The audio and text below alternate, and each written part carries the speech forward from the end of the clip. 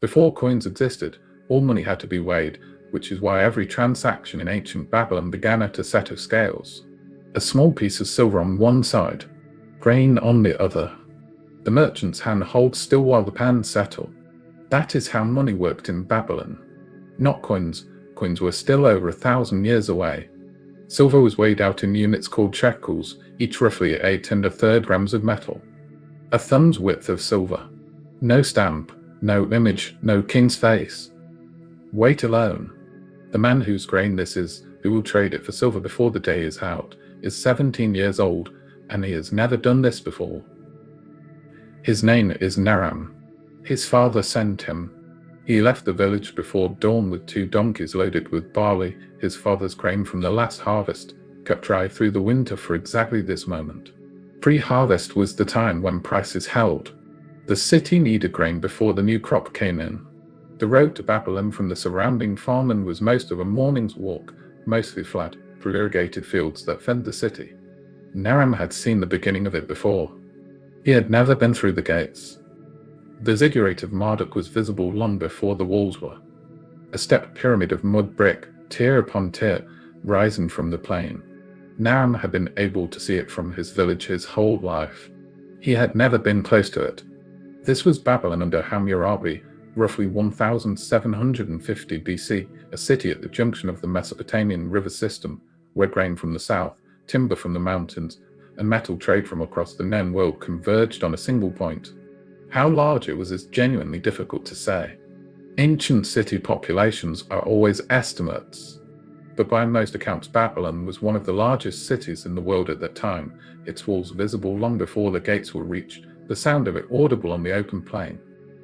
Hammurabi had issued his law code some years earlier, a set of some 282 statutes, carved in cuneiform onto a pillar of black stone and displayed publicly in the city. It covered property disputes, workers' wages, trade practices, and what happened to a tavern keeper who overcharged for beer. The answer, in that last case, was that they could be thrown in the river. The code was not subtle, but it was detailed, and it appears to have been enforced, which meant that commerce in Babylon operated inside a framework that traders from across the region had learned to navigate. It set the price of labor. A field laborer hired for the year might receive roughly 4 to 6 shekels of silver, plus grain for food. A boatman's daily wage was specified. Rents and loans were regulated. Fraud was a crime with the stated consequence. Naram's task was simple enough on paper. Sell the barley. Buy a bronze sickle, the old one had cracked during the last harvest, and the next was 2 months away. Come home with whatever silver was left. The gates were open when he arrived, and the road through them was already busy. The Karam, the commercial district of Babylon, was a dense press of stalls, animals, and bodies. Naram would have smelled it before he saw it clearly. River mud and sesame oil and roasting grain and open drains, all at once. The stalls sold grain, dried fish, and sesame oil in clay jars. Date wine and linen and wool. Copra that's brought up by boat from the Persian Gulf ports to the south. And things that had come considerably further than that.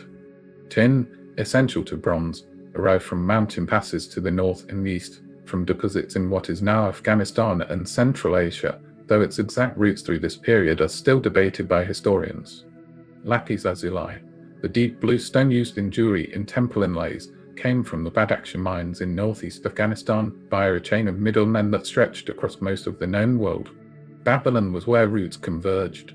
From the eastern Mediterranean to the Indus Valley, a network of understood weights and measures allowed goods to move between cultures that shared no language, no religion, and no political allegiance. Only the scales. The shekel was part of this network.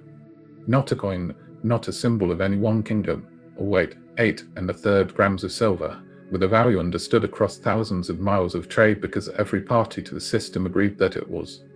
60 shekels made a mina. 60 minas made a talent, the unit of large commercial transactions, the weight that moved between merchants and cities. For the transaction Naram was about to make, a handful of shekels was more than sufficient.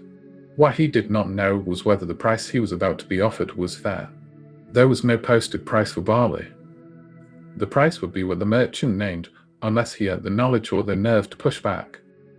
The grain merchant's stall was near the eastern end of the Karam, where the roads from the south converged. The Tamkaram, a professional merchant and moneylender, was a recognized class in Babylonian law. Not a casual market trader, but someone with capital, established contacts, and a clear understanding of the seasonal price curve for every commodity he handled. Naram unloaded the barley at the stall. The merchant looked it over, picked up a handful, let it run through his fingers, then reached for his scale. He did not explain the process. To him, after decades at this stall, there was nothing to explain. Naram, who had never stood on this side of a scale before, said nothing and watched.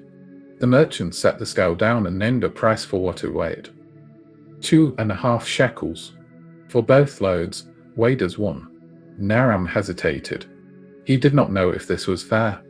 His father had said nothing specific, or if he had, Naram had not thought to ask the right questions. 2.5 shekels in an unfamiliar market from a stranger who had not offered to explain anything. The older farmer appeared without introduction. He had been at this market many times. He offered no sympathy and no advice unprompted, but when the merchant turned to attend to something else, he said one thing quietly. Pre-harvest was high demand. 3 shekels was a reasonable figure to ask for. Do not take the first offer. Then he was gone. Naram went back to the stall. He thought of the older farmer's words, took a breath, and asked for 3 shekels. The merchant's expression did not change. He thought for a moment and offered 2 3/4. Naram accepted. He was not certain he had done well, but 2 3/4 shekels for pre-harvest barley from a market with strong seasonal demand was a reasonable result, and he had not taken the first offer.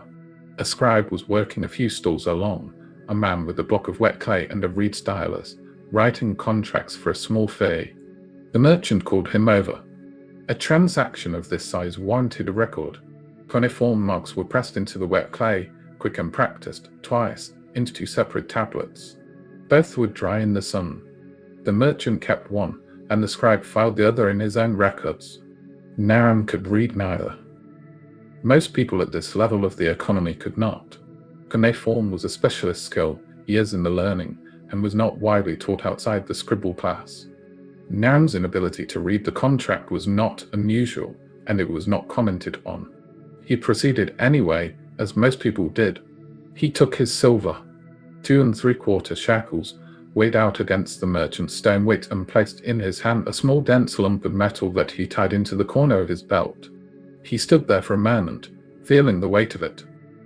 The sickle was easier. The metalsmith's stall was further into the Karam, near the other metal traders. Bronze, the dominant working metal of this period, was an alloy of roughly 9 parts copper to 1 part tin. Both metals had to be imported. Neither occurred naturally in the Babylonian lowlands. The sickle cost 1 1/4 shekels. Not negotiable, finished goods from a specialist craftsman tended to hold a firmer price than raw commodities. Naram paid without haggling. He tied the sickle to the donkey's load, where it clinked against the wicker frame with each step. He led the animals back through the Karam, through the gate, and onto the road south. He was carrying 1.5 shekels of silver and a new bronze sickle. He had received 2 3/4. He had spent 1 1/4. The arithmetic was not complicated. Whether his father would consider this a good result, he was less sure. He left before the heat of the afternoon peaked. Behind him, the gates and the walls and the top of the ziggurat, already smaller. Ahead, the flat plain, the same irrigated fields, the road home. He did the arithmetic again on the walk home. What he had sold for. What he had paid. What he would say when he got back. He would probably be doing this calculation the entire journey. The transaction he had completed was, by the standards of 1750 BC, entirely unremarkable. Green for silver. Silver for bronze. A record pressed into clay. This had been the rhythm of commercial life in Babylon, in this market, with these weights, with these crops, for centuries before Naram was born. The same system of weights and measures was operating simultaneously from the eastern Mediterranean to the Indus Valley. Different languages, different gods, different rulers. The same shekel. The barley in his village had been grown on the same irrigated plains for 1,000 years. The bronze sickle on his donkey used a technology that had changed little in 3 centuries. Naram was not at the edge of history. He was somewhere deep in the middle of it. Babylon would stand for another 1,000 years. The market would still be running. The weights would still be called shekels. And the thing at the center of it all, the silver settling in the pan, the small moment before a number is named, would still be the same.